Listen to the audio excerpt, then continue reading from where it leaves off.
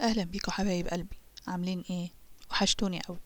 النهارده انا جايه لكم ومعايا حاجه حلوه بجد، طعم وشكل ولون وطريقه ولا احلى من كده.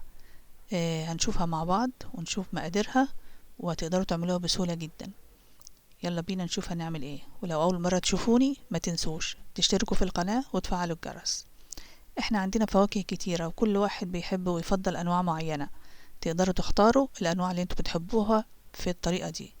انا معايا هنا موز وفراولة وتفاح وكيوي. في حاجات تانية كتير. فبنبتدي نقطع الفاكهة بتاعتنا قطع صغيرة، وبعدين اول ما نخلص الفاكهة بتاعتنا من تقطيعها، ده اول حاجة الموز بتاعنا قطعناه اهوت. هنبتدي ندخل بقى ناخد الفراولة ونقطع.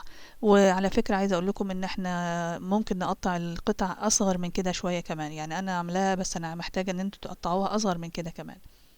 التفاح متقطع مربعات صغيرة علشان بيبقى ناشف شوية عن بقية الفاكهة، ما بيبقاش طري، فبنقطعه أصغر حاجة. هنخلص تقطيع الفاكهة بتاعتنا، وبعد ما نقطعها خالص ونحطها في الطبق. وزي ما انتم شايفين الكيوة اهوت بنقطعه مربعات صغيرة.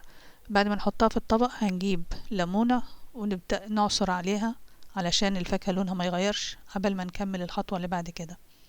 احنا هنا خلاص جهزنا الفاكهة بتاعتنا وحطيناها في الطبق. دي رشة الليمون اللي هنحطها عليها علشان قلنا اللون بتاعها ما يغيرش. انا عندي لتر لبن. تقدروا تجيبوا اي نوع لبن. وهنا كريم كراميل، محتاج منهم كيسين. هنبتدي ننزله على اللبن وهو بارد، ونبتدي ندوبهم مع بعض بشويش كده، ندوبهم خالص. وبعد كده هنبدأ نرفع اللبن والكريم كراميل على النار. بنقلبه الاول على البارد وندوبه خالص، وبعد كده طلعنا بيه حطيناه على النار علشان ندوبه وياخد الغليان بتاعه. هنرجع بقى تاني كده للفاكهة بتاعتنا، هنشوف هنعمل فيها ايه. هنجيب صينية، اي نوع صينية او مدهشة او اي حاجة، مربع مستطيل اي حاجة عندكم. هنبتدي ننزل بنص الفاكهة بتاعتنا.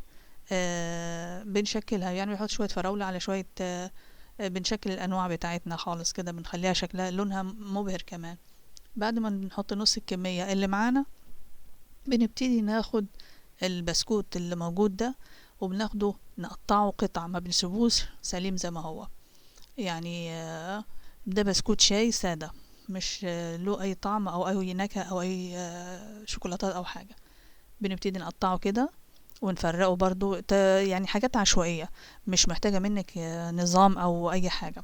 ودي سهلة جدا علينا كلنا. بعد ما بنحط طبقة البسكوت البسيطة دي، مش كتير، هنبتدي ننزل بباقي الفاكهة اللي معانا، ونبتدي نوزعها برضو زي ما احنا شايفين كده. تقدروا تتحكموا في الفاكهة كتير قليل، حسب ما انتوا عايزين. بتحبوا الفاكهة كتير قوي زودوها، بتحبوها قليلة شوية نقدر نقللها. هنبتدي بعد كده نقطع برضو البسكوت ونكسره فوق الوش اللي دي الطبقة الأخيرة. كام بسكوتة كده، مش كتير.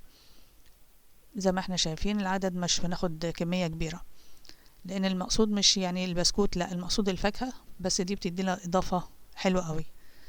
احنا هنجيب بقى الكريم كراميل بتاعنا، ونبتدي ننزل على الفواكه بتاعتنا والبسكويت، ونملاها للاخر خالص. يعني هنحط اللبن والكريم كراميل للاخر خالص. زي ما احنا شايفين كده وصلنا لنقطة النهاية، وغطينا الفاكهة والبسكويت بالكريم كراميل. هنسيبه يبرد شوية صغيرة، وبعدين نحطه بالاسترتش وندخله التلاجة مدة 3-4 ساعات. ولو عايزة تبيتيه تاني يوم مفيش مشكلة. هنا بعد ما طلعناه من التلاجة والتلج، هنجيب الطبق بتاعنا اللي هنحط فيه، وهنقلبها على الوش التاني علشان نشوف شكلها، ونبتدي ان احنا نقطع منها ونقدمها. تقدروا تعملوا منها، تحط عليها اي نوع من الصوص، شوكولاتة، كراميل، فراولة، اي ما انتوا عايزين تقدروا تحطوا من فوق الوش. هنبتدي كده ناخد قطعة ونعرفكم شكلها ايه ونشوفها مع بعض كده. طبعا يفضل ان انت لما تطلعي الكريم كراميل ما تسيبوش فترة طويلة بره، لان بيتأثر بالحرارة. زي ما انتوا شايفين كده بشويش خالص بنسحب القطعة. شكلها روعة، والفاكهة فيها لونها مبهج وجميل، وطعمها ألذ بكتير. وياريت كلنا نجربها وندوقها ونقول بالهنا والشفا.